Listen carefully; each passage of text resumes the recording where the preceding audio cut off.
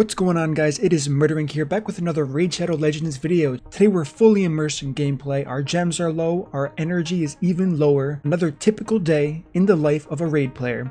So what we're going to do today is head straight into the arena. Today we're going to be fighting using the world's fastest arbiter ever.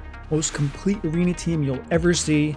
And it looks like, what do we have here all the way to the right? We have this like Bone Knight. He looks pretty cool. I wonder what he does. Alright, so let's go into here. I mean, like, it feels really good building, like, I don't know, the best team you possibly can. Because there's just no way someone else can win. Wait, what is this? Locked my cooldowns? Okay. No, we can come back from this. For sure. Wait, what's going on? Yeah, what is this champion? Okay, as I was saying, the world's best arena team, take two. It feels really good when you build an awesome and really complete team. Everything synergizes, all the speeds perfectly tuned so you can never be cut off. And let's give this a go and show you guys how fun the arena can actually be. So here we go.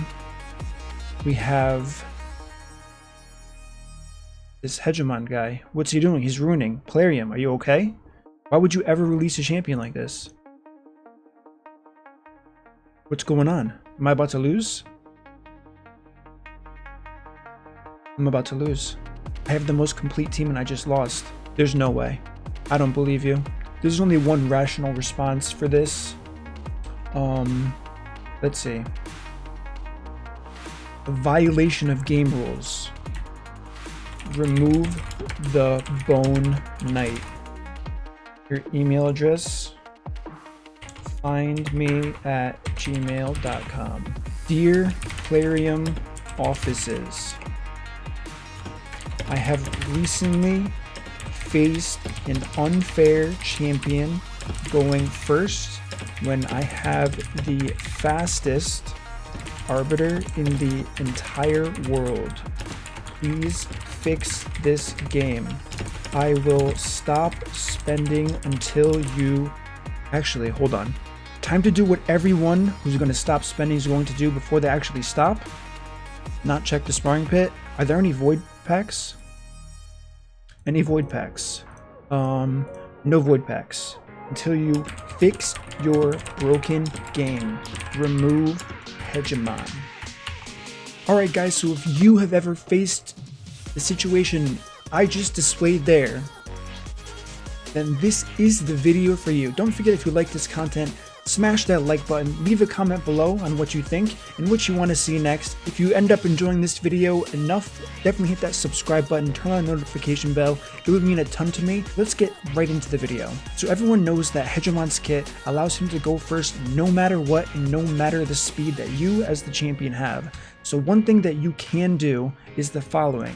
And I did show this in my last video. So you can use a setup like I have here.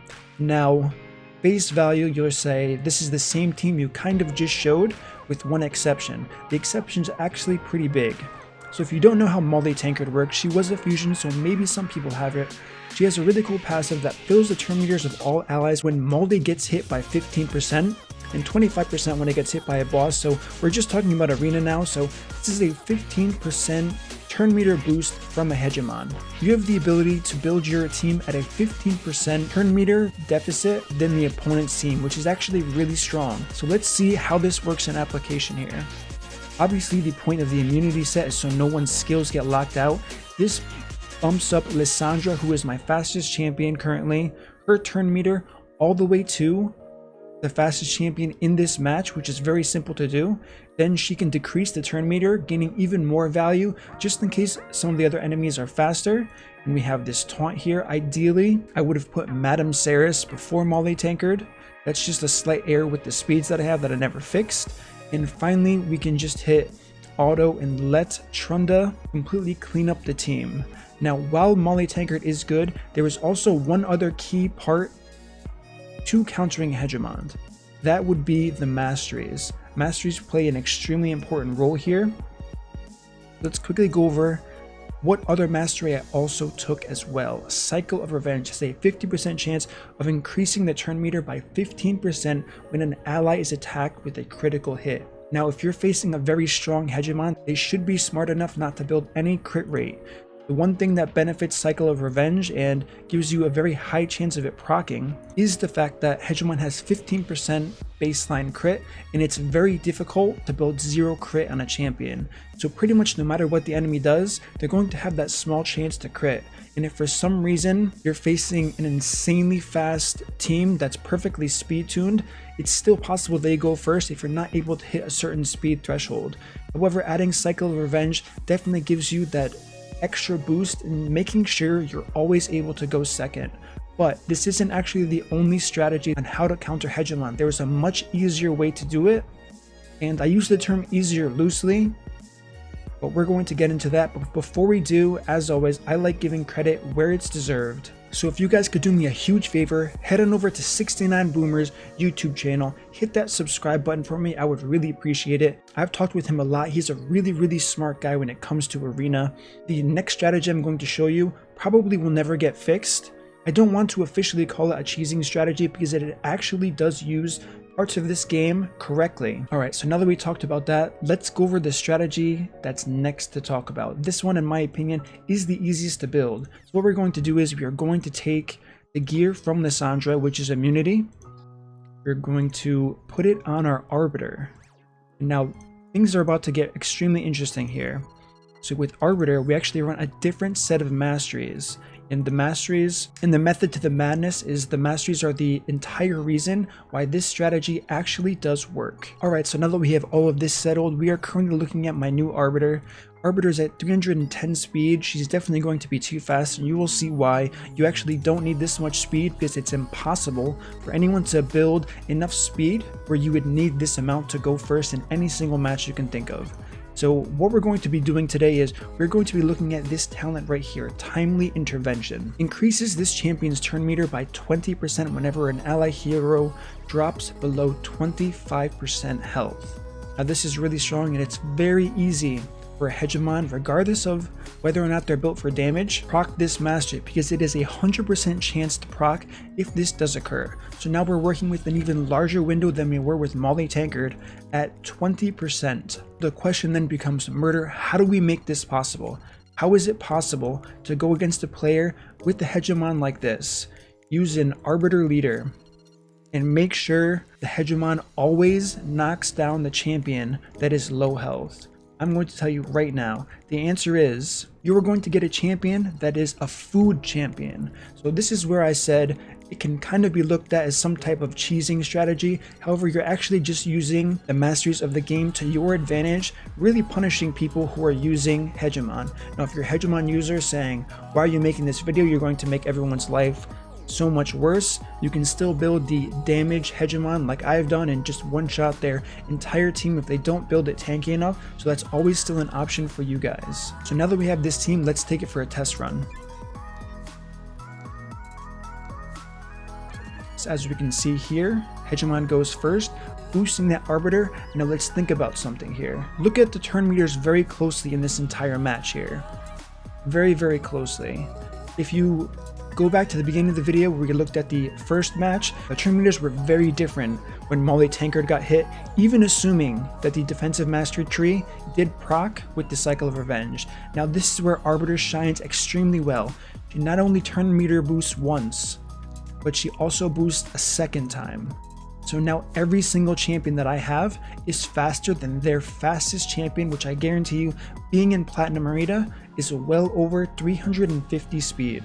So this is just an insane team to build. It's really easy to build. All you really need is your Arbiter, who, as everyone knows, is free to play to an extent where you just have to do the Arbiter missions to get. She has to be in immunity gear. Give her as much speed as you possibly can.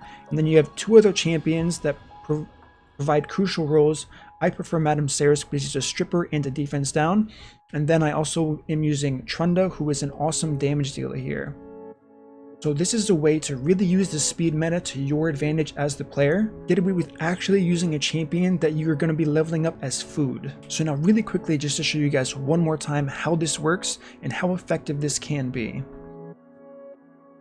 So we have the turn meter boost here. Now look, Lissandra's actually very close. However, this isn't taking into account that it's already Arbiter's turn. So what I would have to have done is as soon as the turn meter boost text popped, I would have to hit pause. to see the exact speed of this Lysandra, but now we are going to turn meter boost once and then twice again. So now what we did essentially is we overfilled everyone's turn meter to over 100%, which is absolutely huge.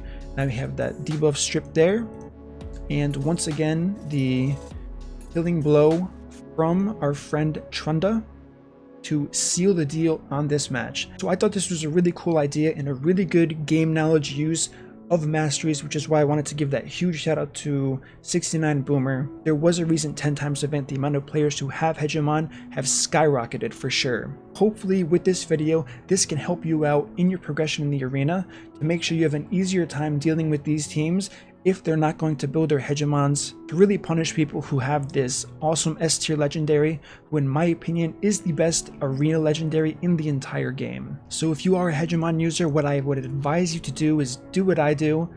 Use that 200 IQ big brain 0 aura leader with your damage dealing Hegemons, hit auto and make it so you can never get played by a strategy like we're looking at today. This will ensure that you always have a good time. You don't have to worry about who you're going to kill because you're pretty much going to kill everyone regardless here.